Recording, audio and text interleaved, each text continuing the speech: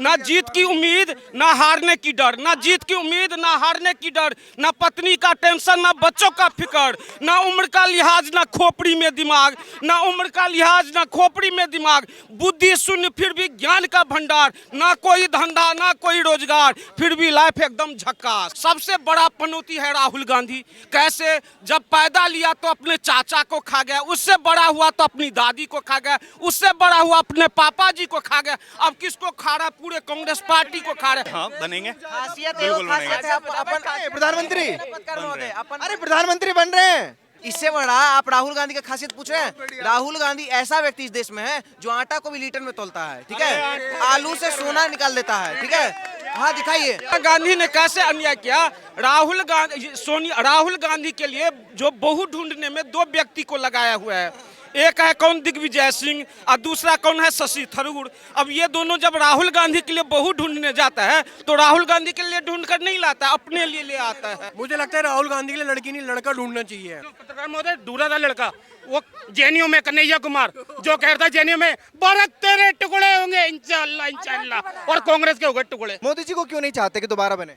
मोदी जी जैसे कि जुमले फेंक रहे हैं। किसान में जाके कह दिया भैया 450 का देंगे, जहाँ सरकार पहले वहाँ तो ले लो। मेरे भाई, पता नहीं मोदी और योगी का नाम सुनते ही लोगों को अपने आप को ये बता कि ऐसा लगता है पिछवाड़े में ना चीटे छोड़ दी। भाई हमें इस देश में क्रिश्चियन चला, जो क्रिश्चियन थे ना, जो उन्होंने हमें 25 दिसंबर तो बताया, 25 दिसंबर तो बताया, गुरु गोविंद सिंह जी की जो शहीदी थी वो नहीं बताई गई, हिंदुओं का सनातन धर्म नहीं पढ़ाया गया। ये लिख के देख लो, कौन कह रहा है मोदी जी प्रधानमंत्री बनेंगे 2024 में? जय श्री राम। नमस्कार, टीएनएन वर्ल्ड में आप सभी का एक बार फिर से बहुत स्वागत है। मैं आपके साथ हूं दीपक शर्मा। देखिए, राहुल गांधी का विवादों से बड़ा गहरा नाता है।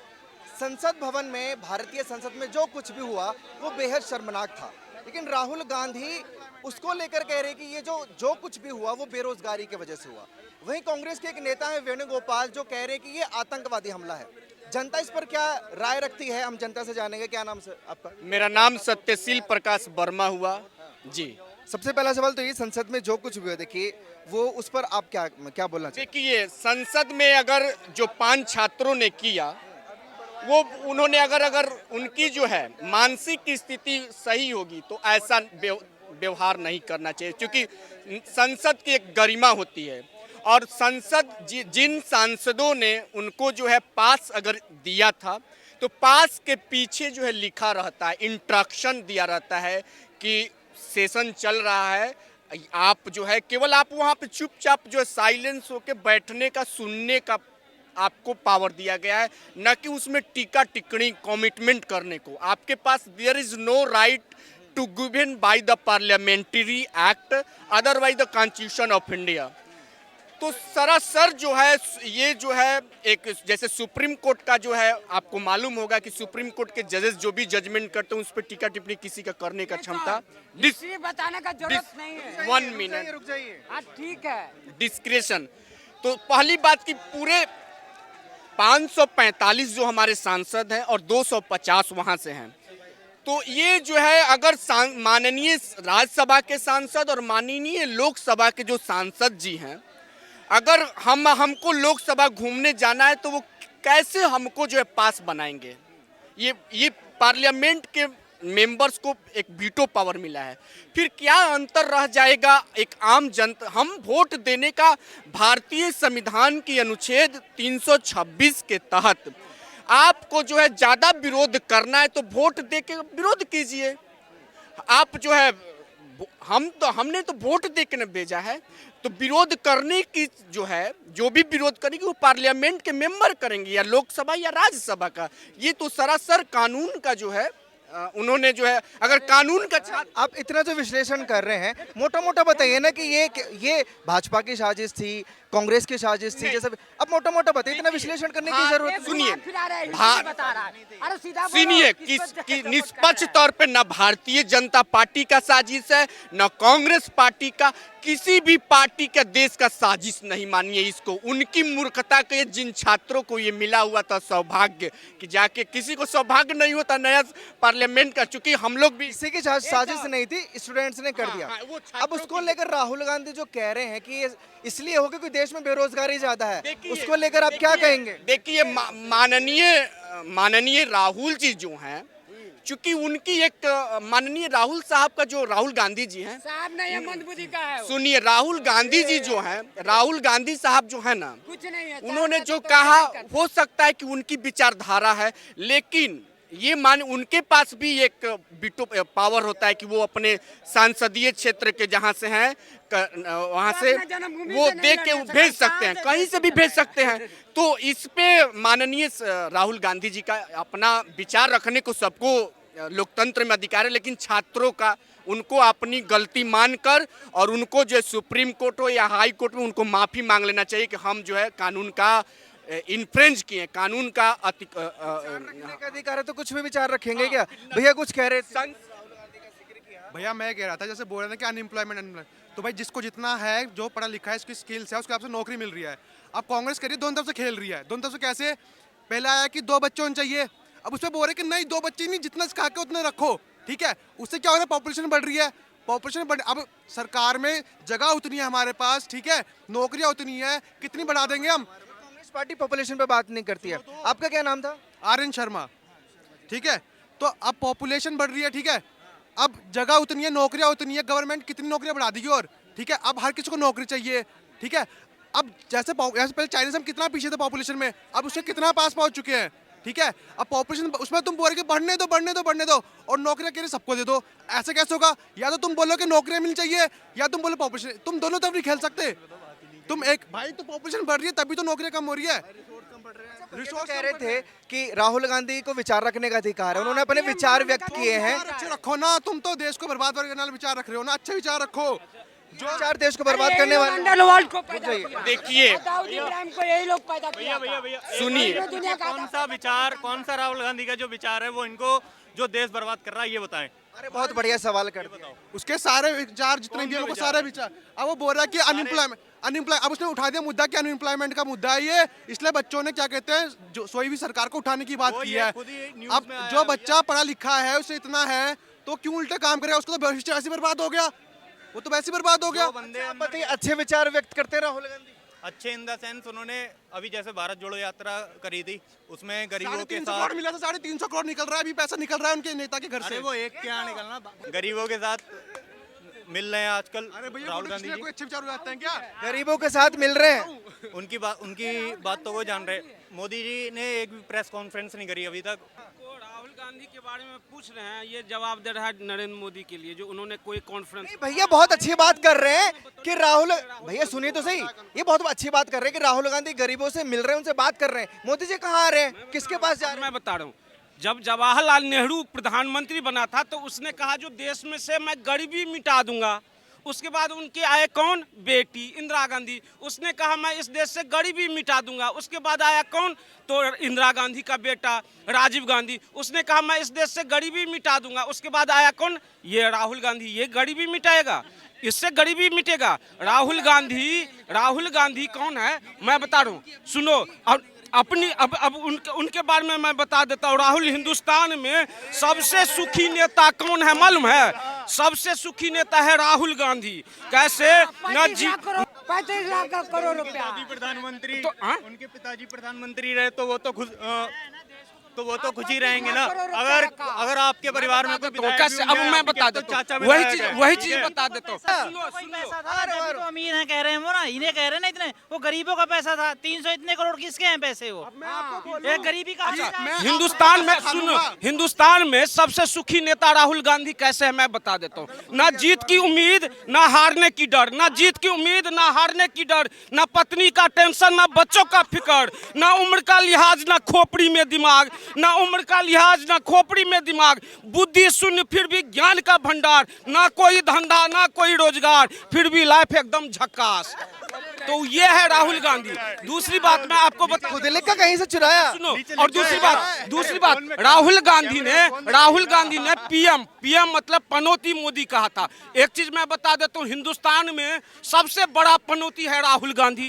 कैसे? जब पैदा लिया तो अपने चाचा को खा गया, उससे बड़ा हुआ तो अपनी दादी को खा गया, उससे बड़ा हुआ अपने पापा जी को खा गया, अब किसको खा रहा है? पूरे कांग्रेस पार्टी को खा रहा है। उससे बड़ा पनौती कोई हो ही नहीं सकता। अरे गरीबों से मिल रहे हैं भैया, कह रहे हैं हैं, भारत जोड़ो यात्रा कर एक रहे चीज हैं। बताऊं, वो है बरसाती मेढक राहुल गांधी। जब चुनावी मौसम आता है ना तो मेढक नहीं निकलता है, एक मेढक टर टर टर करने के लिए, वैसी जब चुनावी मौसम आता है ना तब बाहर निकल जाता है, तो गरीब से जाकर मिलता है, तब जाकर ऊपर से जनेऊ पहन के आ जाता है। तो वो बरसाती मेढक है और राहुल गांधी नहीं है वो। हाँ, राहुल गांधी नहीं है, ऐसी है क्या डेफिनेशन जो बता रहे हैं? नहीं, बरसाती मेढक तो नहीं है, ये तो गलत बोल रहे हैं भैया। क्या खासियत उनमें बताओ, आप बताइए। खासियत वही है कि जैसे कि अच्छे हैं भैया अब तो देखो भैया ही बोल रहे हैं अच्छे हैं, प्रधानमंत्री बनने के काबिल हैं? काबिल हैं वो, हाँ बनेंगे, खासियत है, वो बिल्कुल खासियत है अपन प्रधानमंत्री अपन अरे प्रधानमंत्री बन रहे हैं। राहुल गांधी में वो खासियत है भैया, आप प्लीज बोला करिए। अपन बहन को बीच स्टेट पे 10 बार चुम्मा लेता है पकड़ पकड़ के, इससे बड़ा खासियत क्या चाहिए? इससे बड़ा आप राहुल गांधी का खासियत पूछ रहे हैं? राहुल गांधी ऐसा व्यक्ति इस देश में है जो आटा को भी लीटर में तोलता है, ठीक है, आलू से सोना निकाल देता है, ठीक है। हाँ दिखाइए। व्हाट्सएप वाले जो एडिटेड वीडियो को सुनते हैं, ठीक है, और ये व्हाट्सएप का ज्ञान लेके तो आ रहे हैं भैया, कह रहे हैं। ये भैया एक मिनट, ये भाई से ये पूछो इसकी एज कितनी है? इससे इस एज 23 साल है मेरी, 23 साल है। अब ये युवा है, ये 24 साल का राहुल गांधी युवा है। अब इस सवाल बहुत बढ़िया है। युवा। वो युवा नेता कहते हैं खुद को, वो युवा नेता हैं।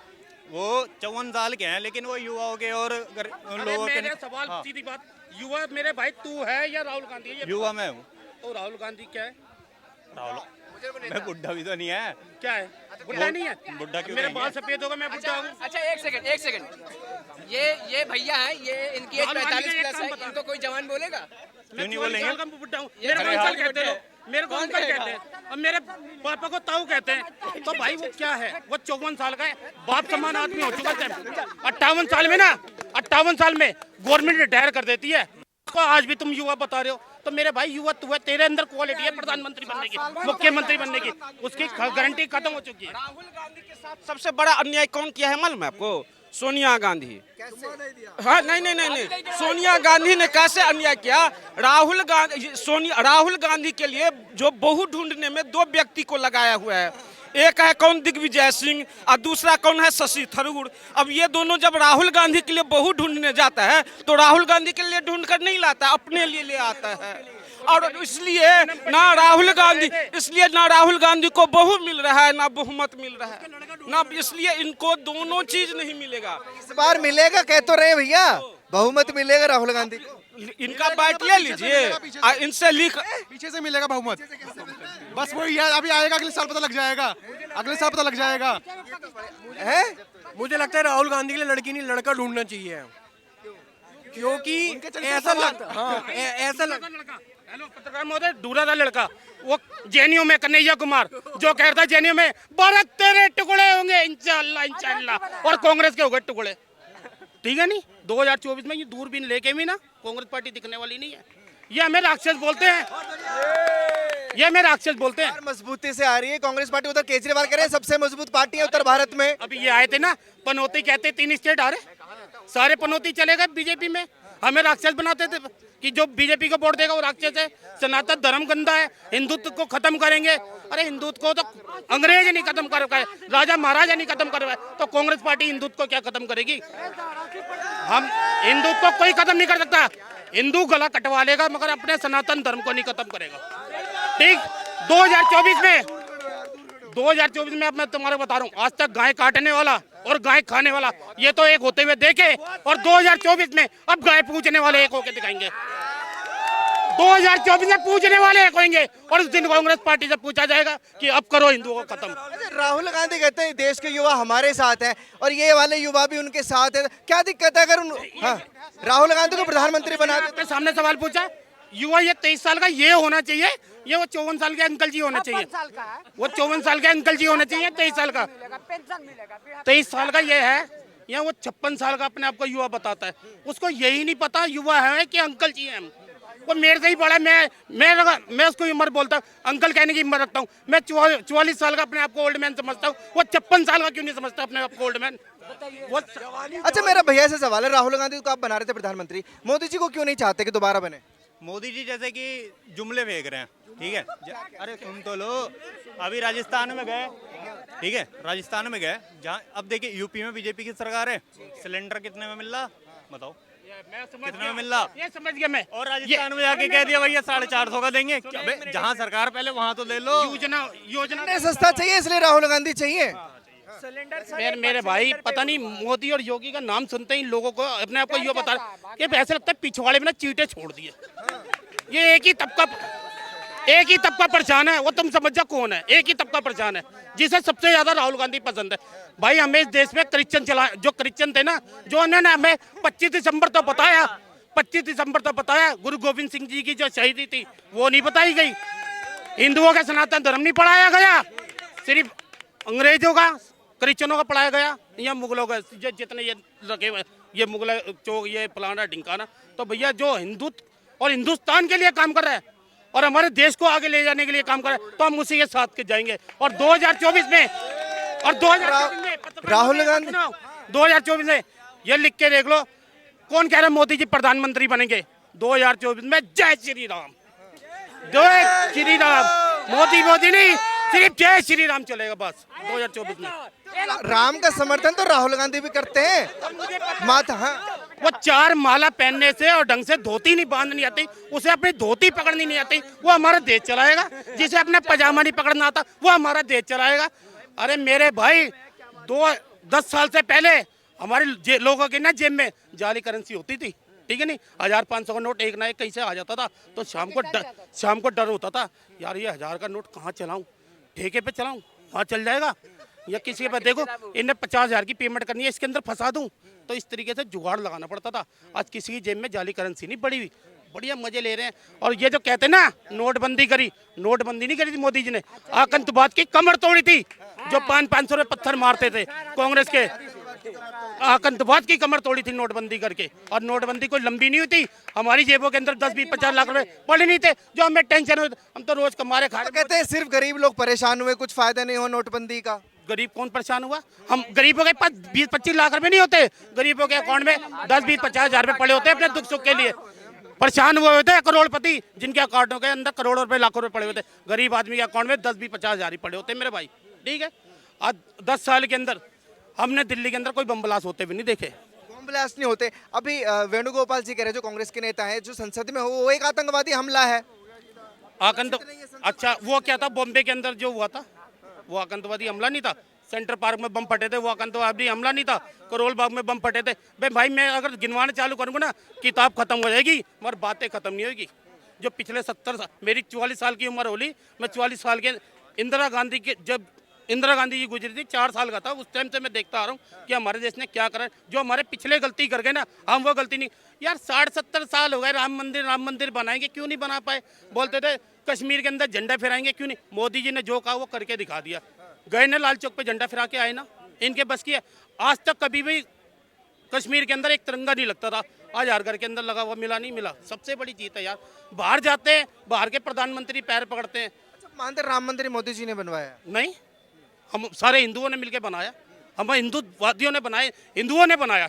मोदी जी का अकेले की जीत नहीं है। कौन कहता मोदी जी ने बना? और ये कोर्ट का फैसला था, मोदी जी का क्या फैसला था? बात घुमा के मोदी जी के बाद मोदी जी ने कुछ नहीं करा, हम सब ने करा। 140 करोड़ के जितने भी लोग रहते हैं, ठीक है नहीं। इस देश के एक बच्चे ने, एक आदमी ने करा है उसका सहयोग। खाली मोदी जी के कहने नहीं बन गया ये मंदिर। ये गलत फहमी अपने दिमाग से निकाल देना। ठीक है।